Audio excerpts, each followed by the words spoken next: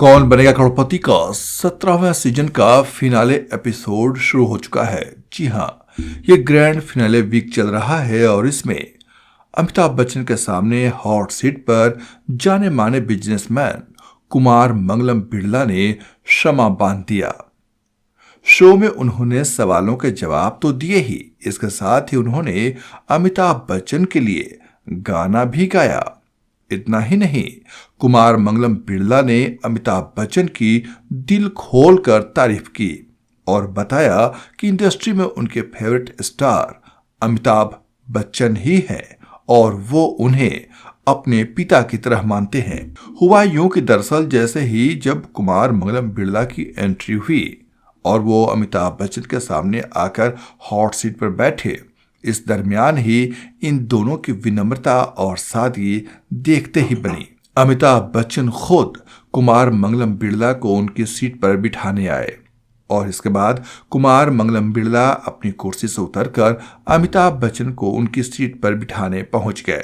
आगे जब बातचीत का सिलसिला शुरू हुआ तब अमिताभ बच्चन ने उनसे पूछा कि इस शो में आने में इतनी देर कैसे लग गई। अब अमिताभ बच्चन के इस सवाल के जवाब पर कुमार मंगलम बिरला बताते हैं कि मुझे ये डर था कि अगर मैं एक भी अमिताभ बच्चन जब सवाल पूछेंगे तो उसके सवाल का अगर एक भी सही जवाब नहीं दे पाया तो आपको क्या कहूंगा। अब अमिताभ बच्चन ने थोड़ा डाइवर्ट किया मामले को और उन्होंने केबीसी के मंच पर आए कुमार मंगलम बिरला की फैमिली में से उनकी बेटी अनन्या से ही पूछा कि क्या वाकई में उनके पिताजी नर्वस थे। उन्होंने कहा कि वो काफी समय से सारी जीके की बुक पढ़ रहे हैं कि कोई गलत जवाब ना हो। 3-4 हफ्तों से वो पूरी तैयारी कर रहे हैं। अमिताभ बच्चन ने कुमार मंगलम बिरला के लिए कहा कि धरोहर बनती नहीं है, बनाई जाती है। बिरला परिवार का योगदान देश और समाज के लिए बहुत ही महत्वपूर्ण रहा है। अमिताभ बच्चन ने कुमार मंगलम बिरला से पूछा कि आप किससे सबसे ज्यादा इंस्पायर्ड हुए, पिता, दादा या कोई और। तब उन्होंने यानी कुमार मंगलम बिरला ने जवाब दिया कि तीनों से ही मैंने कुछ न कुछ सीखा है। मुझे लगा था कि ग्रेजुएशन के बाद पापा का ऑफिस ज्वाइन करूंगा, लेकिन पिता ने कहा कि पहले सीए बनो, नहीं तो इस ऑफिस में तुम्हारे लिए कोई जगह नहीं है। दादाजी के पास गया तो उन्होंने भी कहा कि पहले सीए बनो, फिर कुछ देखेंगे। उन्होंने ये भी कहा कि जितनी भी धनराशि वो यहाँ जीतेंगे केबीसी के जरिए वो एक चैरिटी को दान कर देंगे। अमिताभ बच्चन और कुमार मंगलम बिरला के बीच बातचीत का यह सिलसिला चलता रहता है। अमिताभ बच्चन कहते हैं, आपके पिता से हमने एक बात सीखी कि नीचे से शुरू करना चाहिए, लेकिन जिस परिवार और माहौल में आप पैदा हुए वहां से नीचे शुरू करना मुश्किल लगता है। बताइए इसके बारे में। इस पर कुमार मंगलम हंसते हुए कहते हैं कि ग्रेजुएशन के बाद पापा के ऑफिस जाकर काम शुरू कर दूंगा, लेकिन पापा ने कहा कि ऐसा नहीं होगा, पहले तुम्हें सीए करना पड़ेगा। सीए बहुत मुश्किल होता है। मेरी सारी महत्वाकांक्षाएं उड़ती हुई नजर आई। मैं कहता रहा कि एमबीए करूंगा, सीए नहीं। वो आगे बताते हैं, पापा ने साफ कहा कि सीए नहीं बनोगे तो इस ऑफिस में तुम्हारे लिए कोई जगह नहीं है। मैं दादाजी के पास गया, थोड़ा रोते हुए बोला कि मुझे बचाओ। दादाजी ने कहा कि इसमें मदद नहीं कर सकता, तुम कर लो। मम्मी से पूछा तो उन्होंने कहा कि करना तो पड़ेगा ही, रोकर करो या हंसकर करो। कुमार मंगलम की ये बातें सुनकर अमिताभ बच्चन भी हैरान रह गए।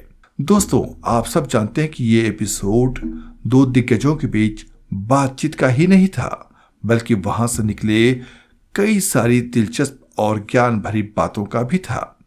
ये एपिसोड दर्शकों के लिए खास है क्योंकि कुमार मंगलम जैसे बड़े बिजनेसमैन का टीवी पर इतनी पर्सनल बातें करना बेहद दुर्लभ है। अपने पिता को याद करते हुए कुमार मंगलम ने कहा कि मैं 27 साल का था जब मेरे पिता का निधन हुआ। मैं समझ ही नहीं पा रहा था कि कैसे सब संभालना है। मैं उस वक्त 4-4 बार हनुमान चालीसा पढ़ता था, कई बुक में दीवारों पर राम राम लिखता था। उनके जाने के बाद दादाजी ने मुझे बहुत सपोर्ट किया था। उन्होंने हमेशा मेरे सिर पर हाथ रखा, लेकिन उन पर उतना बोझ डालना मुझे अच्छा नहीं लगता था। लेकिन जब मेरे दादाजी का निधन हुआ तो मैंने उनका कब्र खोला और देखा कि वह बहुत सादगी का जीवन जीते थे। मैं उस वक्त वो सब देखकर बहुत चौंक गया था।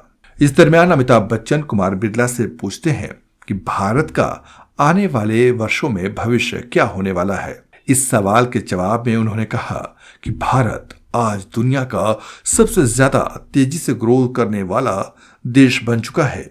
इतनी तेजी से हम आगे बढ़ रहे हैं कि उसका अनुमान लगाना ही मुश्किल है कि देश कहां पहुंचेगा। दोस्तों, इस शो में अमिताभ बच्चन से कुमार मंगलम बिरला सवाल भी करते हैं। वो कहते हैं, पहली बार हम 1978 में किसी फिल्म के सेट पर मिले थे। मैं शूटिंग देख रहा था। अब मैं आपसे सवाल पूछ रहा हूं, आपको जवाब देना है और आपके पास कोई लाइफ लाइन नहीं है। बिग बी ने कहा, कभी कभी। फिर कुमार मंगलम बिरला ने जवाब दिया कि उस फिल्म का नाम है नटवरलाल। उस वक्त मैंने शूटिंग देखकर अंदाजा लगाया था कि एक्टिंग कोई आसान काम नहीं है। इसके बाद 9वें सवाल पर कुमार अटक गए। वो सवाल था, Dholera industrial city development limited केंद्र सरकार और किस राज्य सरकार के बीच बनाया गया एक विशेष प्रयोजन वाहन है। सवाल एक बार फिर से सुन लीजिए। Dholera industrial city development limited केंद्र सरकार और किस राज्य सरकार के बीच बनाया गया एक विशेष प्रयोजन वाहन है। यहां आकर उन्होंने ऑडियंस पोल लाइफ लाइन का इस्तेमाल किया और केरल, बिहार, हिमाचल प्रदेश और गुजरात में ऑडियंस के साथ जाकर डी गुजरात को चुना, जो कि सही जवाब था। इसके बाद उन्होंने अमिताभ बच्चन के लिए एक गाना भी गाया। गाने के बोल हैं, जिधर देखो तेरी तस्वीर नजर आती है। कुल मिलाकर ये एपिसोड काफी दिलचस्प रहा, जहां सीखने के लिए बहुत कुछ मिला। अगर आपको हमारी जानकारी पसंद आई हो तो आप हमारे YouTube चैनल को सब्सक्राइब करें, वीडियो को लाइक करें, शेयर करें और कमेंट जरूर करें। मिलते हैं अगले वीडियो में, तब तक के लिए नमस्कार।